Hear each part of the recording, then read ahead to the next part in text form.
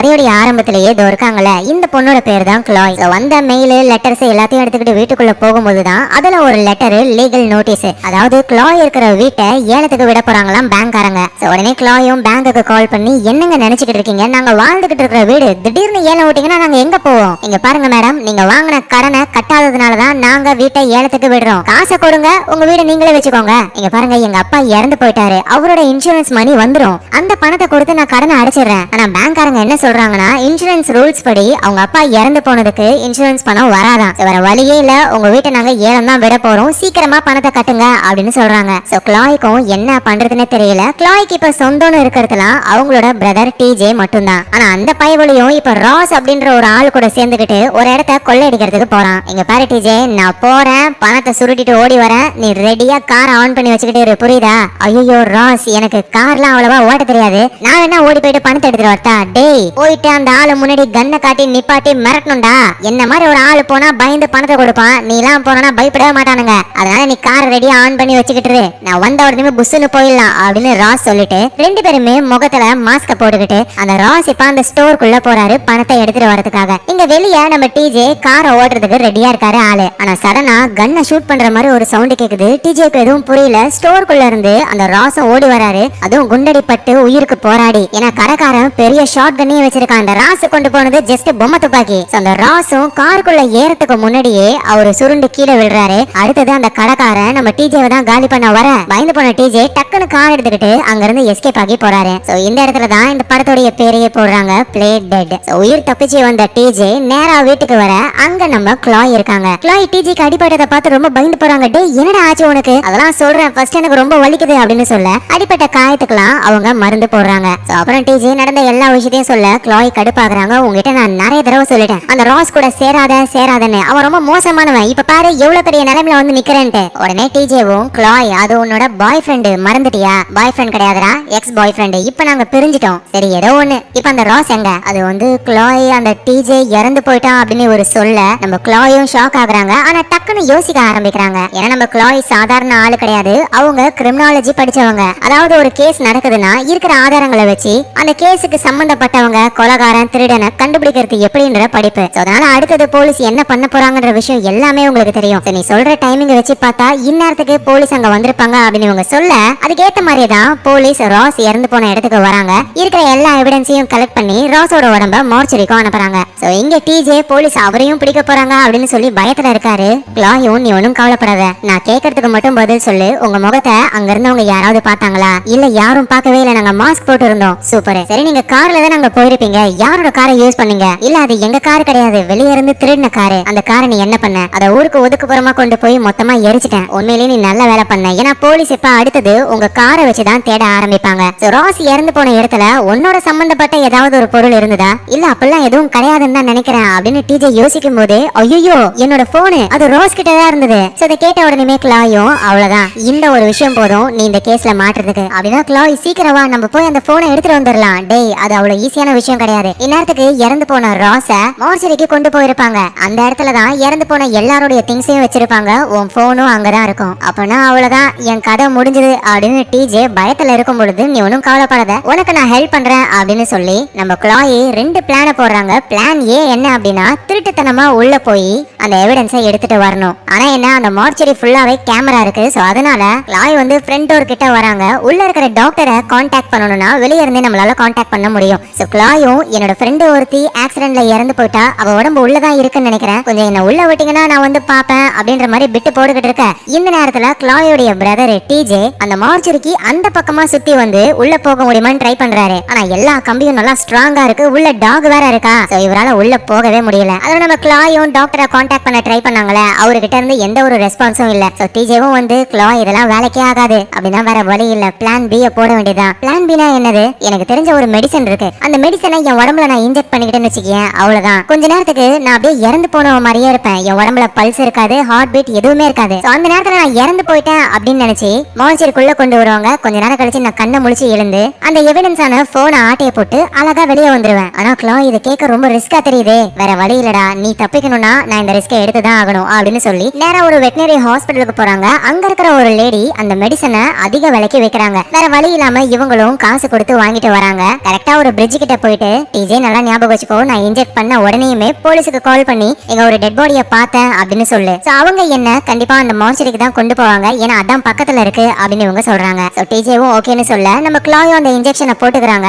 அப்படியே சாகர மாதிரியான ஒரு நிலைமைக்கு போறாங்க. சோ கொஞ்ச நேரம் கழிச்சு எப்படியும் ஒரு மணி நேரம் 1.5 மணி நேரம் கழிச்சு கிளாய் கண்ணை முழிச்சு எழுந்துக்கிறாங்க. இவங்க நினைச்ச மாதிரியே கிளாய் இறந்து போயிட்டாங்க அப்படின்னு நினைச்சுக்கிட்டு இவங்க அந்த மார்ச்சரிக்கு தான் கொண்டு வந்திருக்காங்களே. கால்ல டேக் எல்லாம் மாட்டி வச்சிருக்காங்க, Dress ஒண்ணுமே இல்ல அவங்களுக்கு. அதோட கிளாய் பக்கத்திலேயே உண்மையிலேயே இறந்து போன நிறைய பிணங்களும் இருக்கு. அப்படியே மேல போர்வை வச்சிருப்பாங்களே, அந்த போர்வையால உடம்ப மறைச்சுக்கிட்டு இங்க இருந்து வெளியே போக முடியுமா அப்படின்னு பாக்குறாங்க கிளாய். சோ கிளாய் அந்த மெடிசனை போட்டிருப்பாங்கல்ல, அதோட கேர் அப்படியே அவங்களுக்கு ஒரு மாதிரியே இருக்கும். சோ ஃபர்ஸ்ட் கிளாய் என்ன பண்ணணும்னா இறந்து போன ராஸை கண்டுபிடிக்கணும். அவரோட கால்ல ஒரு டேக் மாட்டிருப்பாங்க. இறந்து போன எல்லார் கால்லயுமே டேக் மாட்டிருப்பாங்க. அதுல ஒரு நம்பர் இருக்கும். அதை யூஸ் பண்ணி தான் பொருட்கள் இருக்கிற இடத்துக்கு போய் கரெக்டா அந்த டப்பாவை எடுத்து டிஜே உடைய மொபைல் போனையும் எடுக்க முடியும். சோ ஃபர்ஸ்ட் இவங்களுக்கு பக்கத்துலயே நிறைய டெட் பாடிஸ் இருக்குல்ல, அதுல ஏதாவது ஒண்ணு ராஸா இருப்பானோ அப்படின்னு பாக்குறாங்க. பார்த்தா ராஸ் இல்ல. மேபி அவன் வேற இடத்துல இருக்கலாம் அப்படின்னு இவங்க டோரை ஓபன் பண்ண ட்ரை பண்றாங்க. ஆனா அது லாக்ல இருக்கு. என்ன பண்றதுன்னு தெரியாம இவங்க முழிச்சுக்கிட்டு இருக்கும்போது தான் வெளியே யாரோ நடந்து வர மாதிரி சவுண்ட் கேக்குது.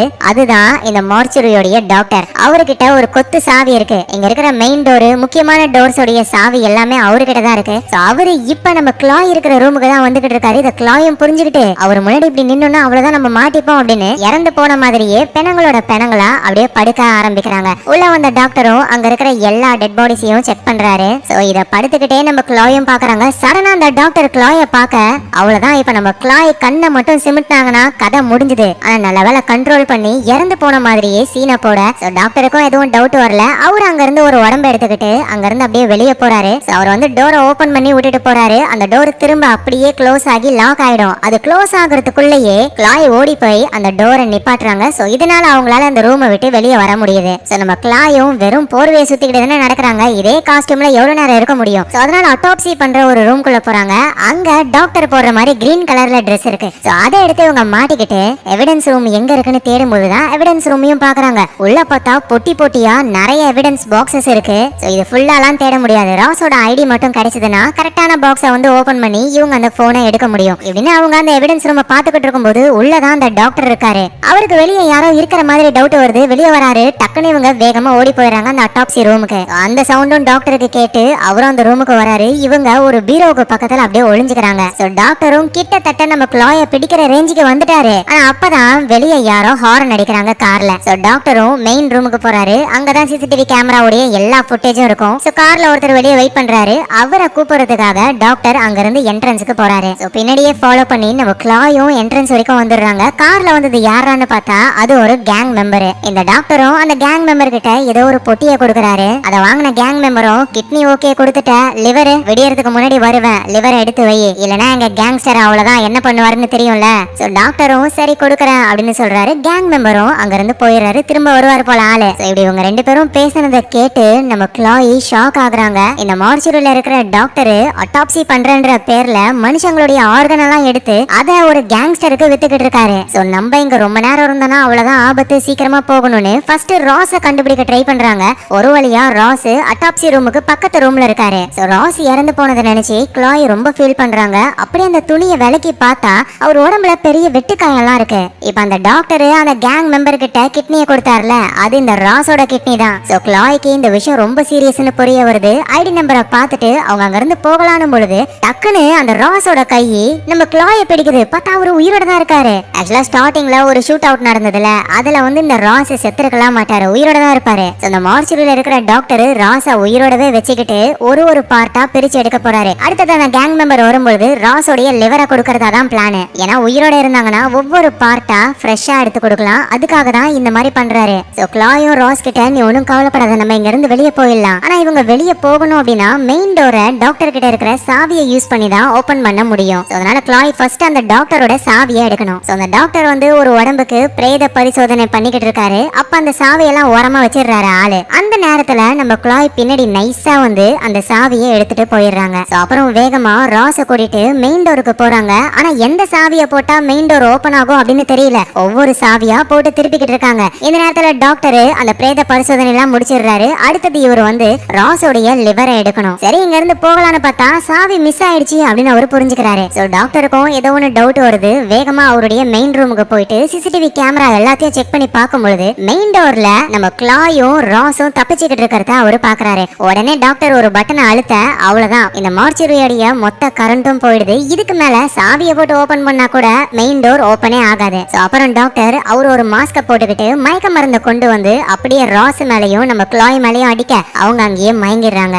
கொஞ்ச நேரம் கழிச்சு நம்ம கிளாய் கண்ணை திறந்து பார்க்கும் பொழுது அவங்கள அந்த டாக்டர் ஒரு இடத்துல கட்டி போட்டு வச்சிருக்கான். பக்கத்திலே தான் ராஸும் இருக்காரு. ஆனா ராஸ் வந்து இன்னும் மயக்கத்துல தான் இருக்காரு. டாக்டர் அங்க வரும்பொழுது ராஸ நீ என்ன பண்ணிக்கிட்டு இருக்க, அவன் ஏன் இன்னும் எழுந்துக்கவே இல்ல, உனக்கு இன்னுமா புரியல, நான் சீக்கிரமா லிவரை டெலிவரி பண்ணியே ஆகணும், இவனோட லிவரை தான் எடுக்க போறேன், அதுக்கு தான் மருந்து கொடுத்திருக்கேன் அப்படின்னு சொல்லி அந்த ராஸோட உடம்ப கட் பண்ணி உள்ள இருந்து லிவர் எடுக்கிறாரு. இதெல்லாம் பார்த்து கிளாய் ரொம்ப பயத்துல கதற ஆரம்பிக்கிறாங்க. அந்த லிவர் எடுத்து ஒரு டப்பாக்குள்ள போட்டு அந்த டப்பாக்குள்ள லிக்விட் நைட்ரஜனை ஸ்ப்ரே பண்ணி விடுறாரு. ஏன்னா அப்பதான் அந்த லிவர் கெடாம இருக்கும்னு. அடுத்தது டாக்டர் வேற ஒரு உடம்ப அறுக்கிறதுக்கு போயிடுறாரு. இங்க நம்ம கிளாய் எப்படி தப்பிக்கிறதுன்னு தெரியாம முழிச்சுக்கிட்டு இருக்காங்க. அப்பதான் மனுஷனை அட்டாப்சி பண்ணும் பொழுது அந்த நெஞ்சு எலும்ப அறுக்கிறதுக்கு ஒரு மிஷின் மாதிரி இருக்கு. அதை யூஸ் பண்ணி உங்களால கை கட்ட அவுக்க முடியும். ஆனா மிஷின் ஆன் பண்ணாலே சவுண்ட் கேட்டுரும். அந்த டாக்டர் இங்க வந்துருவாரு. என்ன பண்றதுன்னு புரியல. ஆனா கரெக்டா அந்த நேரத்துல தான் டாக்டர் வந்து இன்னொரு உடம்புக்கு பிரேத பரிசோதனை பண்றாரு. அப்ப அதே மாதிரி ஒரு மிஷினை தான் யூஸ் பண்றாரு. கரெக்டா டாக்டர் அந்த மிஷினை எப்ப யூஸ் பண்றாரோ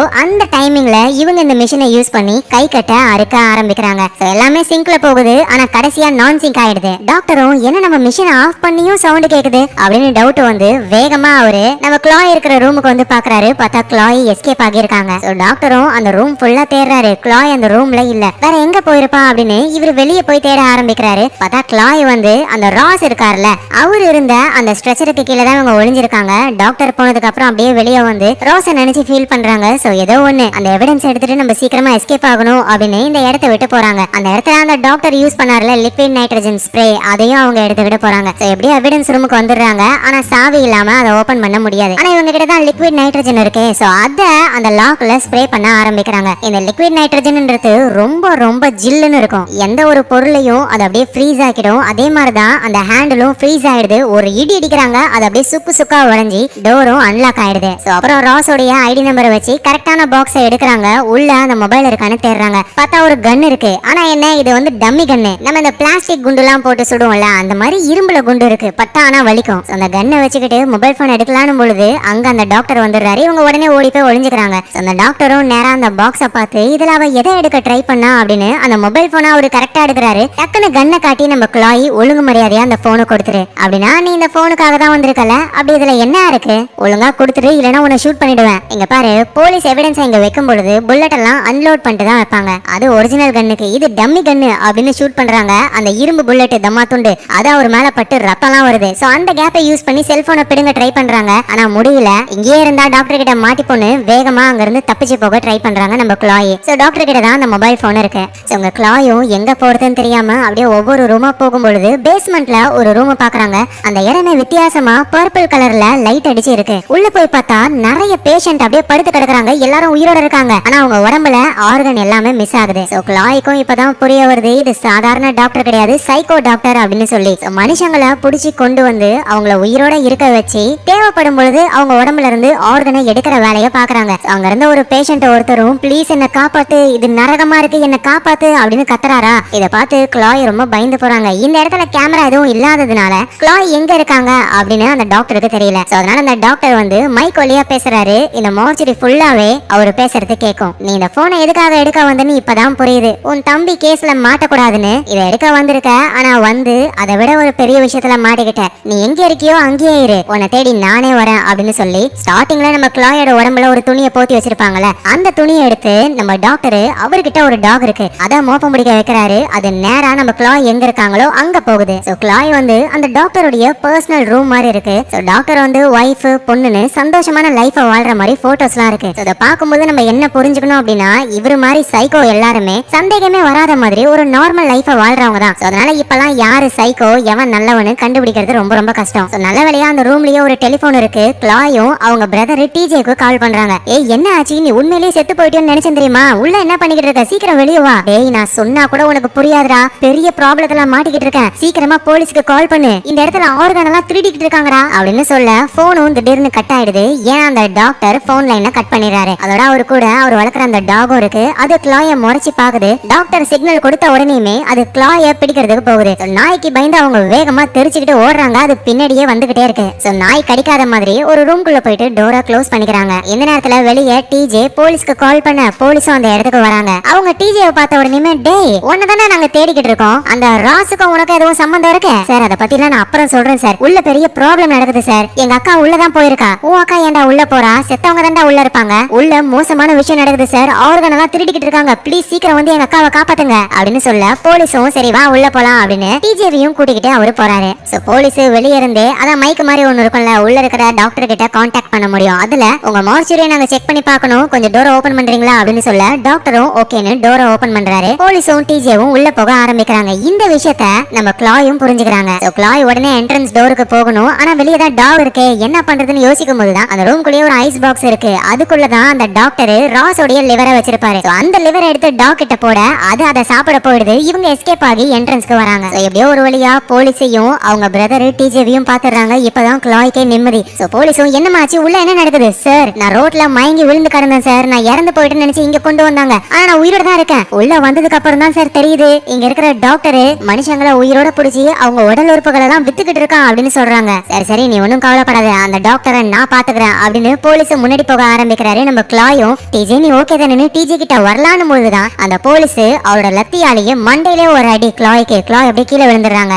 ஏன்னா இந்த போலீஸும் டாக்டருடைய ஆளுதான். இன்னும் சொல்ல போனா அந்த டாக்டருக்கு ஆளுங்களை பிடிச்சி கொண்டு வரதே இவர் தான். நான் எவ்வளவு கஷ்டப்பட்டு ஆளுங்கெல்லாம் பிடிச்சி கொண்டு வந்து டாக்டர் கிட்ட கொடுக்குறேன், எங்களை ஈஸியா மாட்டி விட ட்ரை பண்றீங்களா? இன்னையோட நீங்க ரெண்டு பேரும் காலி அப்படின்னு போலீஸ் சொல்லும்போது கிளாய் உடனே அவங்க கிட்ட இருக்கிற கன்னை எடுத்து நாங்க காலி இல்ல நீ தான் காலின்னு நீட்டுறாங்க. போலீஸ்க்கும் பயம் வருது. அப்படியே ஆளு என்ன பண்றதுன்னு தெரியாம முழிச்சுக்கிட்டு இருக்காரு. இந்த விஷயங்கள் எல்லாம் சிசிடிவி கேமரா வழியா அந்த டாக்டர் பாத்துக்கிட்டு தான் இருக்காரு. டாக்டர் மைக் வழியா போலீஸ் கிட்ட சொல்றாரு, அந்த பொண்ணு கையில வச்சிருக்கிறது உண்மையான கன் எல்லாம் கிடையாது, பொம்மை துப்பாக்கி. ஆனா என்ன அந்த குண்டு பட்டா நல்லாவே வலிக்கும். இதை கேட்ட போலீஸும் ஏண்டி டம்மி துப்பாக்கியை வச்சுக்கிட்டு தான் என்னையே மிரட்டினியா? இங்க பாரு ஒரிஜினல் துப்பாக்கின்னு அவரு காட்டுறாரு கண்ணை. உங்க ரெண்டு பேரு கதையை இங்கேயே முடிக்கிறேன்னு சுடலான்னு வரும்பொழுது டாக்டர் திரும்பவும் மைக்ல அவங்க ரெண்டு பேரும் எனக்கு உயிரோட வேணும், ஏன்னா அப்பதான் அவங்க உடம்புல இருந்து என்னால ஃப்ரெஷ்ஷா ஆர்கன்ஸா எடுக்க முடியும். சரின்னு போலீஸும் நம்ம கிளாயையும் அவங்க பிரதர் டிஜேவையும் டாக்டர் கிட்ட கொண்டு போகலான்னு ட்ரை பண்றாரு. கிளாய் உடனே அவங்க கிட்ட இருக்கிற அந்த டம்மி துப்பாக்கிய போலீஸ் மேலேயே ரொம்ப ஃபோர்ஸா தூக்கி அடிச்சு அந்த கேப்ல வேகமா வெளியே போக ஆரம்பிக்கிறாங்க. ஏன்னா வெளியே கேட்டு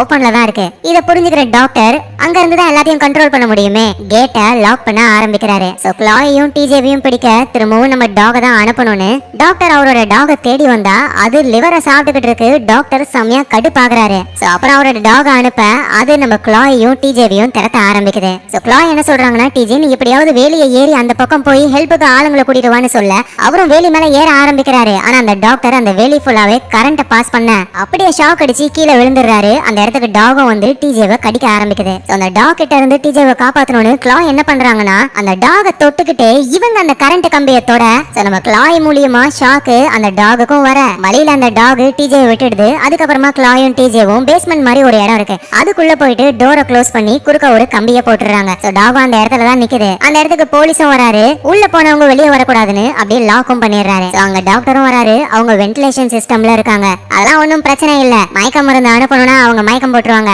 அப்புறம் போயிட்டு நம்ம அவங்களை தூக்கிட்டு வந்துடலான்னு போலீஸ் ஐடியா சொல்ல அப்பதான் அந்த மார்ச்சுரிக்கு அந்த கேங் மெம்பர் இருக்காருல அவர் வராரு லிவரை வாங்குறதுக்காக. ஆனா நம்ம டாக்டர் கிட்ட தான் லிவரே இல்லையே, டாக் சாப்பிட்டுருச்சு, என்ன பண்றதுன்னு அவருக்கு புரியல. அதோட அந்த போலீஸும் இங்க பாரு இதுல நான் சம்பந்தப்பட்டிருக்கிற விஷயம் தெரிஞ்சதுன்னா அவ்வளவுதான் ப்ராப்ளம் ஆயிடும் அப்படின்னு போலீஸ் போயிட்டு ஓரமா ஒளிஞ்சுக்கிறாரு. அந்த கேங் மெம்பரும் உள்ள வராரு. டாக்டரை பார்த்து என்ன டாக்டர் லிவர் ரெடி ஆயிடுச்சா? அது வந்து லைட்டா சின்ன ப்ராப்ளம், சோ லிவர் கிடைக்காது. எது கிடைக்காதா? ஐயோ லிவர் கண்டிப்பா வேணும், இல்லனா கேங்ஸ்டர் உன்னை காலி பண்ணிடுவாரு, மறந்துட்டியா? ஆமா உன் கண்ணுல என்ன அடிபட்டு இருக்கு? போன தடவை நான் வரும்போது இல்லையே அப்படின்னு நம்ம கிளாய் வந்து ஷூட் பண்ணாங்கல்ல, அந்த விஷயத்த பார்த்து இந்த கேங் மெம்பர் கேக்குறாரு, யோ டாக்டர் நீ ஏதோ ஒண்ணு மறைக்கிறேன்னு நினைக்கிறேன்னு எட்டி பார்க்கும்போதுதான் உள்ள போலீஸோடைய கார் இருக்கு. அதை பார்த்த உடனே கேங் மெம்பர் யோ யோ யோ என்னையா போலீஸ் வண்டி இருக்கு, நம்ம பண்ற தொழிலுக்கும் போலீஸ்க்கும் சம்பந்தமே இருக்க கூடாதுல, போலீஸ் கிட்ட மாட்டிக்கிட்டியா? இந்த விஷயம் மட்டும் கேங்ஸ்டருக்கு தெரிஞ்சது அப்படின்னு கேங் மெம்பர் சொல்லும் பொழுது பின்னாடி இருந்து போலீஸ் ஷார்ட் கன்னாலேயே ஷூட் பண்றாரு. லைட்டா தான் அடிபடுது கேங் மெம்பருக்கு, உயிரோட தான் இருக்காரு. ஆனா என்ன ஆளு கீழே விழுந்துடுறாரு. இந்த நேரத்துல பேஸ்மெண்ட்ல மாட்டிக்கிட்டு இருக்கிற இருக்கிற கிளாயும் டிஜேவும் அப்படியே மெதுவா அந்த இடத்துல என்னென்ன இருக்குன்னு பாக்குறாங்க. ஒரு சுத்தியல் இருக்கு, இது கண்டிப்பா யூஸ் ஆகும்னு அதை எடுத்து வச்சுக்கிறாங்க. அந்த பேஸ்மெண்ட்லயே நிறைய வென்டிலேஷன்லாம் இருக்கு. அந்த வென்ட் வழியாவே அவங்க உள்ள போக ஆரம்பிக்கிறாங்க. அப்படி போகும்போதுதான் டாக்டரும் அந்த போலீஸும் அந்த கேங் மெம்பர் இருக்கார்ல அவரை இழுத்து போட்டு பேசிக்கிட்டு இருக்காங்க. ஐயோ டாக்டர், என்னையா அந்த கேங் மெம்பர் ஆளையே போட்டு தள்ளிட்டேன். அட இவெல்லாம் முக்கியம் கிடையாது, அந்த கேங்ஸ்டர் தான் முக்கியம். லிவரை மட்டும் ரெடி பண்ணி கொடுத்துட்டோம்னு வச்சுக்கேன், இவன் எங்க போனா அதெல்லாம் யாரும் கண்டுக்க கூட மாட்டாங்க. உடனே போலீஸும் பேசாம இவன் லிவரையே எடுத்து அந்த கேங்ஸ்டர் கிட்ட கொடுத்துட்டா,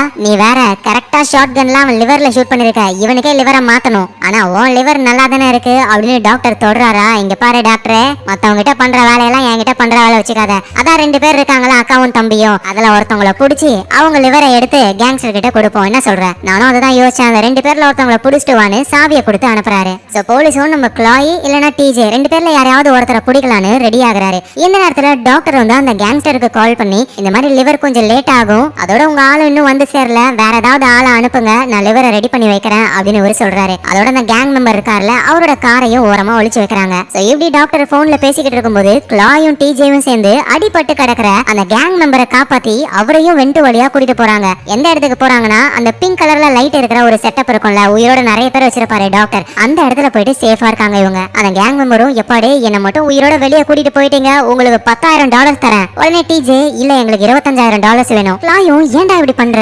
இல்லக்கா நமக்கு கடன் இருக்குல்ல, $25,000 கொடுத்துட்டா நம்ம வீட்டுல நம்ம சந்தோஷமா வாழலாம்ல. உடனே அந்த கேங் மெம்பரும், சரி சரி ஓகே, என்ன வெளியே கூட்டிட்டு போங்க, $25,000 தரேன். சரி எப்படி தப்பிக்கலாம்னு யோசிக்கும் போதே உள்ள ஸ்மோக் கேஸ போடுறாரு யாரு, டாக்டர். அவரு ஆளு நல்லா மாஸ்கோட வந்திருக்காரு. இவங்க என்ன பண்றதுன்னு தெரியாம முழிக்கிறாங்க. சோ நல்ல வழியா அந்த ரூம்லயே ஆக்சிஜன் சிலிண்டரும் மாஸ்கோ இருக்கு, அதை யூஸ் பண்ணிக்க ஆரம்பிக்கிறாங்க. ஆனா இப்படியே இவங்களால ரொம்ப நேரம் இருக்க முடியாது. சோ அதனால டிஜே என்ன பண்றாருன்னா, அந்த டாக்டரை போட்டு தள்ளலான்னு பார்த்தா அந்த டாக்டர் டிஜே பின்னாடி இருந்து ஷாக்க கொடுத்துறாரு. டிஜே அங்கேயே மயங்கிடுறாரு. சோ டாக்டர் டிஜே உடைய லிவரை தான் எடுக்க போறாரு. அப்படியே எடுத்துக்கிட்டு போறாரு. அங்க போலீஸும் வர, மீதி 2 பேர் இங்க தான் இருக்காங்க, அவங்களையும் பிடிச்சு கொண்டு வான்னு சொல்லிட்டு டாக்டர் போயிடுறாரு. சோ அந்த போலீஸ் வந்து கிளாயையும் அந்த கேங் மெம்பரையும் தேடிக்கிட்டு இருக்காரு. கிளாய் எப்படியாவது தப்பிச்சே ஆகணும். அந்த ஆக்சிஜன் சிலிண்டர் இருக்குல்ல, அதை எடுத்து கரெக்டா போலீஸுக்கு நேரா வச்சு அதோடைய நாபை உடைக்கிறாங்க. அப்படியே புஷ்ன்னு காத்து வேகமா அடிச்சு அந்த கேஸ் சிலிண்டர் ஸ்ட்ரைட்டா போலீஸ் மேல பட்டு அவர் அங்கேயே காலி ஆகுறாரு. சோ இந்த நேரத்துல டிஜேவை மார்ச்சரி பண்ற அந்த டேபிள்ல படுக்க வச்சு டிஜேவுடைய லிவரை எடுக்க ஸ்டார்ட் பண்றாரு அந்த டாக்டர். அதுவும் ஆளு மைக்கெல்லாம் மாட்டிக்கிட்டு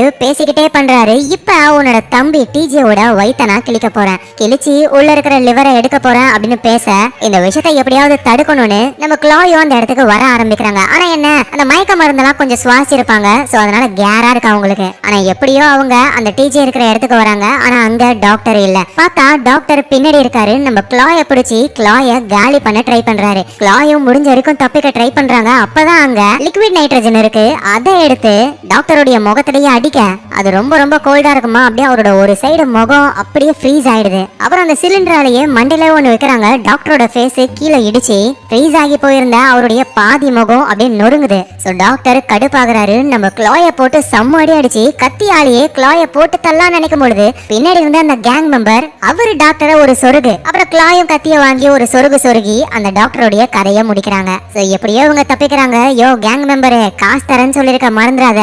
காசு தரது எனக்கு பிரச்சனை கிடையாது, ஆனா ஒரு லிவர் கிடைச்சா நல்லா இருக்குமே அப்படின்னு கேட்க, நம்ம கிளாயும், உனக்கு என்ன லிவர் தானே வேணும், நீ போ நான் எடுத்துட்டு வரேன்னு சொல்லி அந்த டாக்டர் இருக்கார்ல அவரோட லிவரையே எடுத்து அதை கேங் மெம்பர் கிட்ட கொடுக்குறாங்க. சோ கேங் மெம்பர் வந்து உயிரும் பொழைச்சிட்டாரு, அவருக்கு லிவரும் கிடைச்சிருச்சு. சோ அதனால பணத்தையும் அனுப்பி விட்டுறாரு. சோ இந்த பணத்தினால நம்ம கிளாய் வந்து அவங்க கடனை அடைச்சிடலாம். அதனால அவங்க வீடையும் ஏலத்துக்கு விட மாட்டாங்க. சோ கிளாயும் அவங்க பிரதரும் இதுக்கப்புறம் அவங்க லைஃப ரொம்ப சந்தோஷமா வாழ்வாங்க. சோ இந்த இடத்துலயே பிளே டெட்ன்ற இந்த படம் முடியுது.